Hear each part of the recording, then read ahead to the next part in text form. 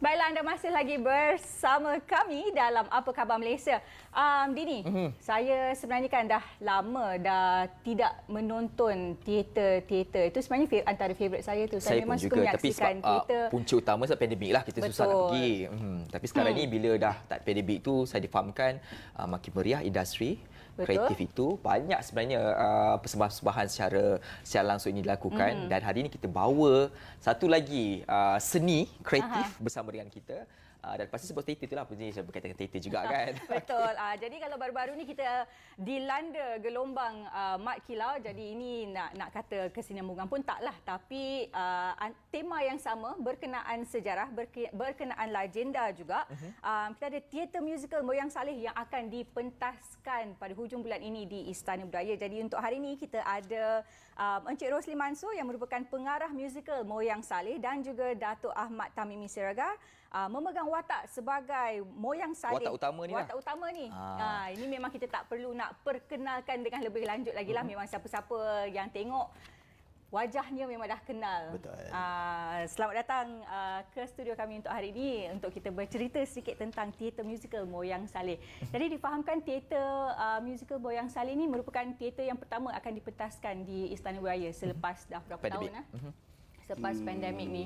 Teater ya. Ya, yang pertama Untuk teater yang pertama. dipentaskan di Istana Budaya juga di Malaysia itu saya tak pastilah. Tapi rasanya sudah ada teater-teater yang kecil yang ya. sudah dipersembahkan. Tapi teater yang berskala besar ya, yang pertama di Istana Budaya.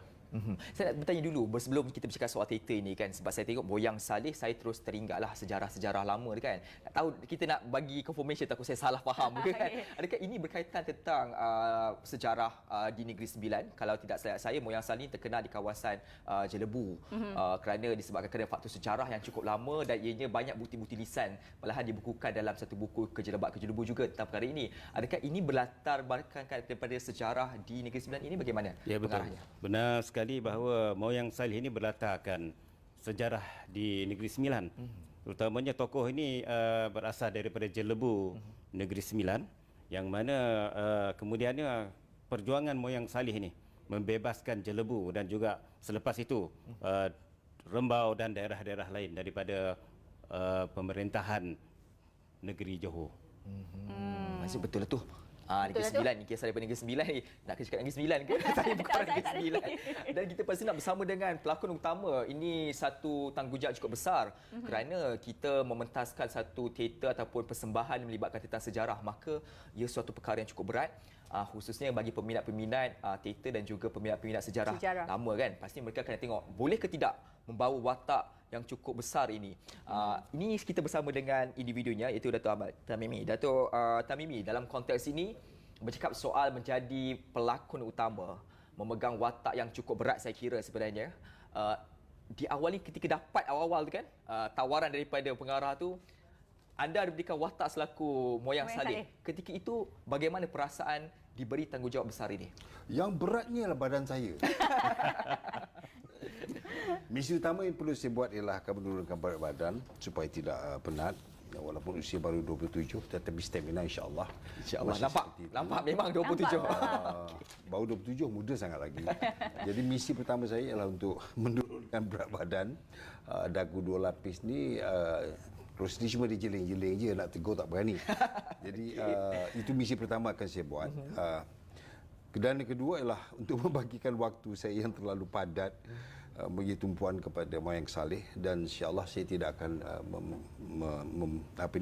mengecewakan beliau. Dan ini merupakan kerja besar setelah sekian lama, selain pada filem saya yang baru ini. Insya-Allah Moyang Saleh akan jadi kenyataan pada 26 Ogos nanti. Latihan sedang giat dijalankan setiap hari, berkelompok-kelompok mengikut sistem latihan yang dibuat oleh Saudara Rosli, supaya tidak memberatkan setiap orang datang pada waktu yang sama. Jadi ada staggered rehearsal dipanggil ataupun pocket rehearsal. Berat yang lagi satu ialah kerana naskah ini naskah sejarah yang berkaitan dengan luak Jelebu ketika itu, yang membebaskan bukan sahaja Jelebu tetapi luak yang 4 yang lain dari kongkongan ataupun di bawah pemerintahan zaman Sultan Abdul Jalil Johor dulu. Itu antara Menarik. respon awal diberikan selain daripada persiapan diri sendiri. Sejarah tadi itu sebab saya baca juga ada sejarahnya ya. Ini satu sejarah yang cukup berat juga sebenarnya untuk memfahamkan masyarakat dan mengambil kira tentang banyak faktor tentang perkara ini. Saya tak sabar nak tengok bagaimana. Ya, sebenarnya sejarah tu faktanya sekian-sekian. Tetapi apa yang diangkat oleh Saudara Rosli nanti adalah spektakular yang dan kekaguman yang dia miliki oleh Istana Budaya akan cuba diguna pakai, dimanfaatkan supaya menjadi satu elemen kekaguman wow kepada penonton. Itu saja. Lakonannya masih dipegang ramai oleh pelakon-pelakon yang ada nama bagus-bagus semuanya. Saya ingin mencelah tentang beratnya tadi. Datuk Tamimi perlu menurunkan beratnya juga. Kerana ada sebab-sebab tertentu ada kenapa adingan ini penting? terbang. Dan kabel tu hanya tahan 80 kg. Okey, itu antara sebab kenapa kena tadi turunkan berat tadi tu. Okey. Jadi banyak adegan-adegan terbang menggunakan mekanisme yang ada di Istana Budaya, juga diiringi oleh 4 pahlawan dia tu pun akan terbang juga. Jadi kalau tak boleh sampai berat yang dikurunkan tu hanya 4 orang je yang terbang. Kalau saya terbang nanti runtuh siling tu. Okey, tak sabar nak siasi yang cukup menarik ni. Okay. Saya nak tanya kepada Tuan Pengarah lah sebenarnya. Bila kita bercakap tentang pementasan teater ni memang dia sesuatu yang sebenarnya sangat teknikal dan mungkin dari pihak penonton dia tak berapa sedar betapa susahnya payahnya kita nak adjust stage dan sebagainya. Mungkin boleh ceritakan sedikit cabaran dalam teater musikal Moyang Saleh ni sendiri, apakah mungkin kelainan teknikal yang akan dibawa ke pentas dan sebagainya? Baik, sudah tentu teater itu dipersembahkan secara langsung. Berbeza dengan filem, ada teknik-teknik, trik-trik yang filem boleh buat. Yang mana teater ada perkara-perkara yang tak mampu dilakukan kerana dipersembahkan secara langsung. Jadi trik untuk terbang itu memang real kita buat. Ya, kita ambil teknologi itu daripada luar negara, bawa ke sini kepakaran tersebut. Yang mana kita akan lihat sendiri 5 pahlawan itu akan terbang. Jadi ini memang memerlukan satu teknologi yang tinggi dan kalau kita lihat bar ataupun tali-tali yang nak digantungkan di dewan tersebut memerlukan kepakaran juga supaya nanti tidak ada pertelagahan, maksudnya pertindihan sehingga berlaga. Kemudian antara lain juga, antara teknik-teknik yang memerlukan kepakaran bagaimana nanti apabila kita lihat istana itu bergoyang. Kemudian api menyambar, kemudian lansi terbakar. Kemudian bagaimana tanah itu digali sedalam sebesar kawah. Jadi antara teknik-teknik tersebut memang sukar untuk direalisasikan, memerlukan satu kepakaran. Begitu juga bagaimana Datuk Moyang Saleh nanti akan membaling dastanya ke udara, kemudian bertukar menjadi payung. Harus kita gambarkan sereal mungkin dan hujan pun akan turun. Saya itulah sambil reaksi yang nakkan dari dengar penonton, kan? pengarah bercerita ni, saya cuba membayangkan macam mana nak lakukan dalam bentuk teater. Kalau filem tu bolehlah trik itu dilakukan. CGI banyak. Ini bagaimana sesuatu yang kalau berjaya ini cukup hebatlah. Dalam masa satu saat saja Moyang Saleh hilang. Beliau muncul dalam mimpi Sultan, kemudian dalam masa satu saat hilang terus. Penonton akan lihat, hilang. Tak perlu menggunakan lampu berkelip ke padam sekejap, tak perlu. Saya rasa mungkin daripada penceritaan ni sendiri pun saya dah boleh gambarkan atau bayangkan ini antara teater mungkin yang pertama kali yang menggunakan teknik-teknik seperti ini di atas pentas. Pementasan musical biasanya ceritanya biasa, cuma yang menjadikan aspek wow itu ialah spektakular yang dipentaskan, dipaparkan di pentas. Jadi dengan ada beberapa teknologi baru, insya-Allah akan kita berikan satu lagi spektakular baru. Kalau zaman dulu kalau orang menonton Miss Saigon, kagum melihat helikopter turun backstage, kemudian helikopter itu terbang balik, dan kemudian ada beberapa lagi pula apabila seperti Les Miserables, apabila Phantom Opera, apabila chandelier masuk dalam stage daripada belakang, wow tu ke depan. Itu antara spektakular dulu, dan spektakular sekarang ini banyak juga dibantu dengan elemen-elemen yang lain. Jadi itulah yang mementingkan kepala direktor dan juga pengarah teknologi macam mana. Mengenai latihan akting dan sebagainya itu insya-Allah dianya biasa saja kerana dia dah akan sampai dalam konsep randai. Itu yang Cik Rosli, saya nak bertanya tentang satu perkara yang mungkin akan menjadi expectation ataupun tanggapan awal bagi mereka yang melihat iklan ini, maka mereka mungkin akan ada satu tanggapan. Kalau bercakap soal filem ataupun teater pementasan berkaitan dengan sejarah ini, tidak bukan mereka akan cuba menggambarkan sebagaimana sejarah itu terbuku. Kalau dalam konteks Moyang Saleh ini, kita ada pembukuannya dalam buku Jelebat-Jelebu. Adakah ianya betul-betul 100% diambil daripada buku tersebut ataupun ia adalah satu bentuk teater adaptasi? Baik,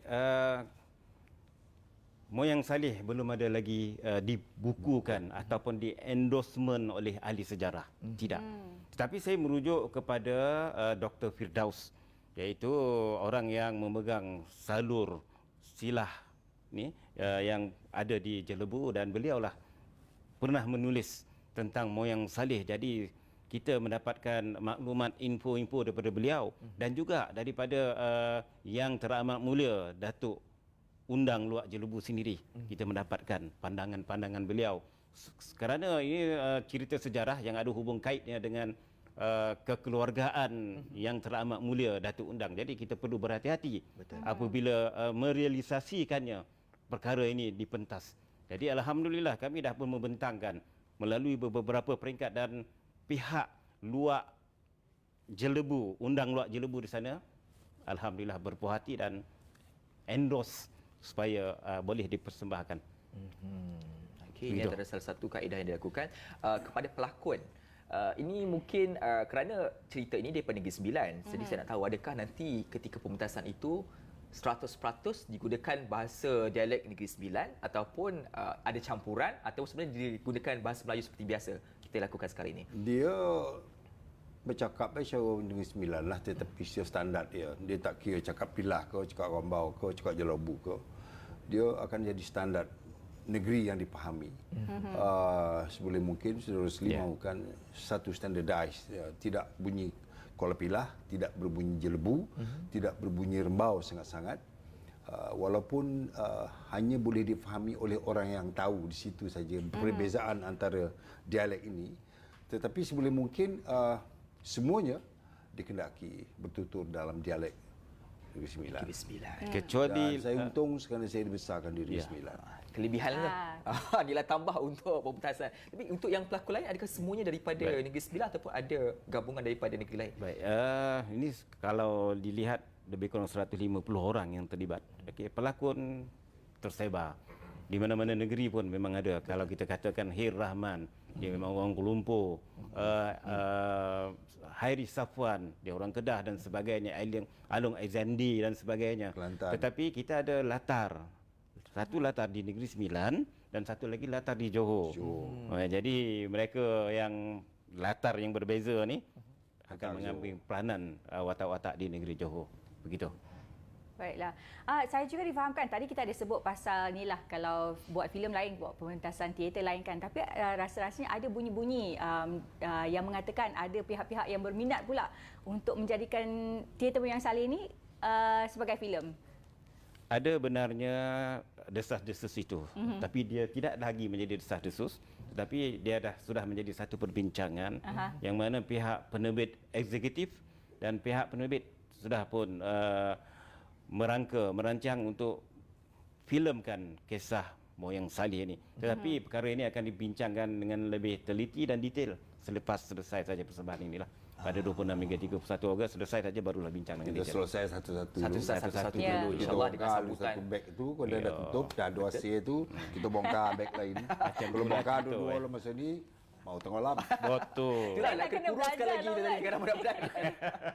Baik, di Puji ni juga bila kita melihat kepada usai lakukan ini difahamkan hujung bulan ini nak bertanya tentang penjualan tiketnya dan juga harapan di sebalik pementasan teater ini yang saya kira di peringkat Perlis pastinya mahu sambutan yang cukup ramai datang kerana ini berkaitan sejarah kita juga kan. Betul. Dalam konteks ini bagaimana Datuk? Itu yang menguruskan tu admin.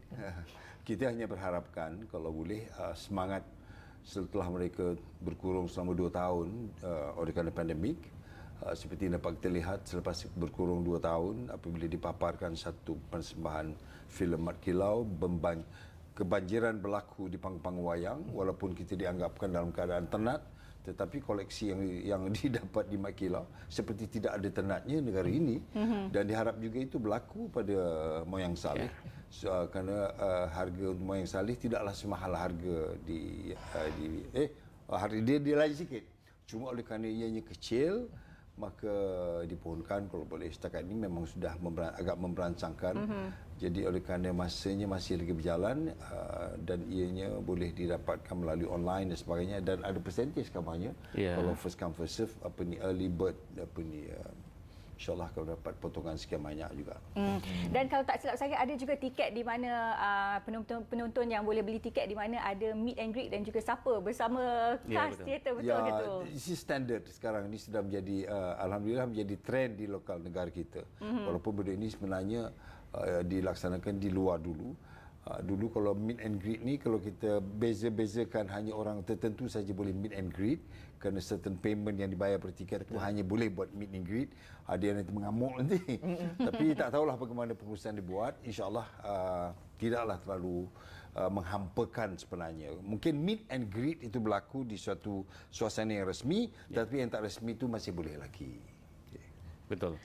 Baiklah, saya sebenarnya dah tak sabar. Pementasan ni akan diadakan 26 hingga 31 Ogos ya. Sesuailah dengan bulan kemerdekaan bulan ini. Kita nak jemput ramai-ramailah pergilah tonton musical Moyang Saleh yang akan diadakan di Istana Budaya Kuala Lumpur dan tiket boleh didapati, ada link dekat skrin tu. Scan sekarang pun boleh. Scan sekarang pun boleh. Cepat-cepat beli tiket sebelum sold out ya. Saya pun tak sempat. Kejap lagi saya nak beli juga ni. Sebab saya baru tahu saya dah kena pergi Kita terus boleh pergi cepat-cepat. sekali. Kita boleh pergi sekali kejap lagi nanti. Dan juga kita doakan supaya pementasan yang akan berlangsung pada hujung tahun nanti, hujung bulan ini akan berjaya dilaksanakan. Tu yang tadi spekulah tadi kan. Bahawa saya tak boleh bayang lagi sampai sekarang. Saya rasa macam saya ada idea. Sekarang saya macam tertarik sangat nak pergi tengok ni. I need to know how this is going to be.